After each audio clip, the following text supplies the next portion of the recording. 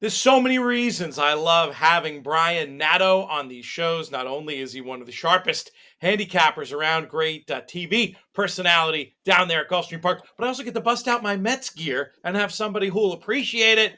Brian, very happy to have you here to talk about Grand Mo the First, a horse we did another video you can find elsewhere on our YouTube channel with a little bit of a pedigree wise guy case for this horse to get up there and hit the board. What do you think of Grand Mo the First as an individual? Yeah, PTF, good to see you, buddy. Thanks for having me on. The pedigree that's I think where if you're a Grandmo the First guy or gal, that's kind of what you're looking at. I mean, because you look at the pedigree, he's by Uncle Mo, he's out of a Giants Causeway mare. It's all there, right? You would think a mile and a quarter, especially on the bottom of the pedigree, maybe that levels the playing field. Because let's just be honest, he's slow. He's way too slow to win this race, but the Derby can be a funky race. And now we're talking about a mile and a quarter, and just maybe that helps level the playing field a little bit. Can he win? I would be blown away if he won. I would fall over. But with that being said, you look at his running line, Pete, in the Curlin, Florida Derby right here at Gulfstream Park, and he was a very distant third. And that's not out of the realm of possibility. You can run a distant third and still have a wildly successful day if this is your horse. I mean, he's got to be 50, 60, 70 to 1. I know that doesn't always happen in the Derby anymore, especially when Mind That Bird won. It took a little while for that to wear off, and now Rich Strike. So remember, everybody was like 20 to 1, even though they should have been, 200 to 1. But underneath, stranger things have happened, and he's one of, me personally, we'll talk about it. I think it's a 3-horse race, and certainly Grand Mo the First is not one of them. But anything can happen underneath, and he's got a running style. He seems to be progressing in his form. And Victor Barboza Jr. is a sharp, sharp guy, too. You make a really interesting point about what happens with the win market in the Derby. It does seem, I mean, we've seen horses catch money not just because of narratives and things like that. We've seen them catch money because of their names. So that idea that in the win market, you might not have anybody over 50 to 1, that makes sense to me. But when you're talking about third and fourth in supers, I don't think that effect carries through. This is a horse that could legitimately be 50 to 1 when it comes to your thirds and fourths. So if you were going to play him, it sounds like you would be limiting him to those type of spots. After the quick break we're going to take here, I'm going to ask you who you like for the top of the ticket, but I did just want to confirm that you think he's a legit contender for those spots, and just get any other thoughts you have on him based on having seen him in the flesh or in the body of his work. Yeah, I think he could run again. That would probably be the ceiling for me, third. He would not be a horse I would completely draw a slash through. Let's say this is a horse that can't run in the money and blow things up. Because again, he might have a running style that could suit well, and he's got a pedigree. I think that could suit him well too. He's a reach, absolutely, but we've seen. I'm just coming like the invisible inks and horses like that at 55 to 1 or whatever the heck he was that one year. I'm really stretching my memory here, but those kind of horses that are a little implausible, but the flow hits them between the eyes. The pedigree works. There's a lot of drunk soldiers in the lane that can't see out the mile and a quarter. And maybe he runs on and picks up some pieces, and everybody says, oh man, I like the winner so much, but I couldn't get that horse. And then that's how things blow way up. These mini pods are brought to you by Free Reign Coffee Company. They've been powering the In the Money team throughout the Triple Crown prep season, and the coffee is fantastic. Whether you're looking for whole beans, grounds, or pods, Free Reign give you what you need to get up and get after it. And they've got subscriptions available too, so you never run out. Use our promo code MONEY20 for a 20% discount site-wide over at freereigncoffee.com. $4 million. That's how much original ITM Plus subscribers and contributors have won at the Breeders' Cup Betting Challenge over the last 5 years.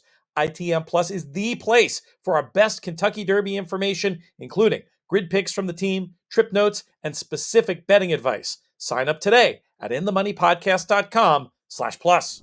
Let's talk about the top of your tickets, Brian, that might have Grand Mo the First in there underneath. You mentioned it as a 3-horse race. Is it sort of the obvious 3 horses? Who is it you think is going to be able to get the job done this year?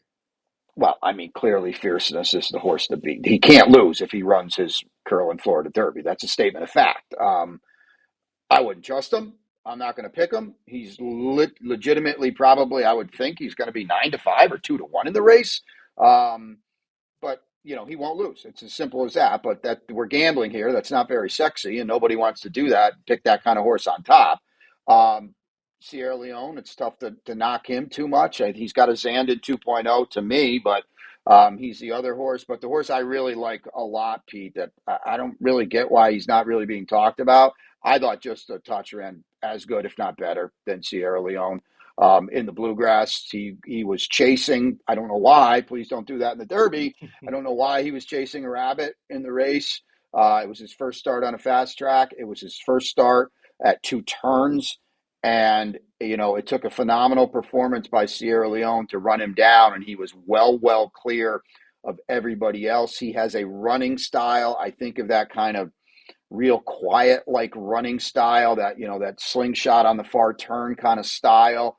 And I have to hope Fierceness has a bad day, which he's had twice out of 5 starts, terribly bad days. And Sierra Leone's great. I don't want to knock him at all, but when you have to pass arguably 17 to 19 horses, no thanks. I don't want anything to do with that kind of horse and that kind of a running style. So I like just to touch a lot. And it's, again, Pete, it's a price thing too. He's going to be, 8 to 10 to 12 to 1 in the race. And the other 2 horses we're talking about are probably 9 to 5 and 3 to 1. Last question, Fierceness. You've had the chance to see him in person Yeah. multiple times. Does he have a tell pre-race? Have you seen anything being around him that suggests whether you're going to get the Jekyll or the Hyde, as it were?